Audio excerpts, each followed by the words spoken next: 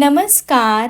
आज आपण उन्हाळी वाळवणाच्या रेसिपीजमध्ये तांदळाच्या पिठाचे पापड कसे तयार करायचे हे पाहणार आहोत.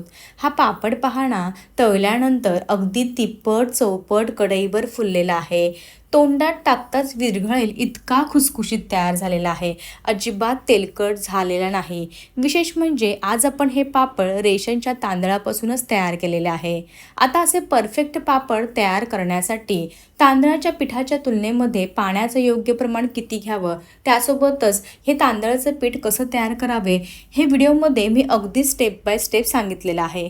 बऱ्याच वेळा काय होतं, पापड अर्धवट सुकायला लागले की पापडांना बरोबर मध्येच तडा जायला सुरुवात होते.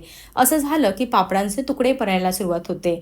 तर असं होऊ नये ह्यासाठी तांदळाच्या पिठाची खिशी घेतल्यानंतर एक एक्स्ट्रा स्टेप काय करावी, त्यामुळे तुमचे पापड अजिबात तुटणार नाही, हे सुद्धा मी व्हिडिओमध्ये सांगितलेलं आहे. पापड पाहणा किती मस्त असा खुसखुशीत तयार झालेला आहे. तुम्हाला व्हिडिओवरूनच समजलं असेल. पापड तोडूनही दाखवते म्हणजे तुमच्या लक्षात येईल. मस्त असे खुसखुशीत तयार झालेले आहेत. अजिबात तेलकट झालेले नाहीत. पापडची साईजसुद्धा पाहून घ्या. सुकल्यानंतर अगदी छोटे झाले होते, पण तळल्यानंतर ना चौपट फुललेले आहेत. चला तर वेळ न वाया घालवता रेसिपीला सुरुवात करूयात. जर तुम्हाला माझ्या रेसिपीज आवडत असतील तर चॅनलला जरूर सबस्क्राईब करा. त्यासोबतच नवनवीन रेसिपीच्या अपडेटसाठी बेल आयकॉन देखील प्रेस करा. आणि व्हिडिओ तुम्हाला जरासुद्धा कुठे आवडला असेल ना, तर व्हिडिओला एक लाईक जरूर करा. आणि हो, ह्यापूर्वी आपण भरपूर सारे उन्हाळी पदार्थाच्या रेसिपी चॅनलवरती अपलोड केलेल्या आहेत.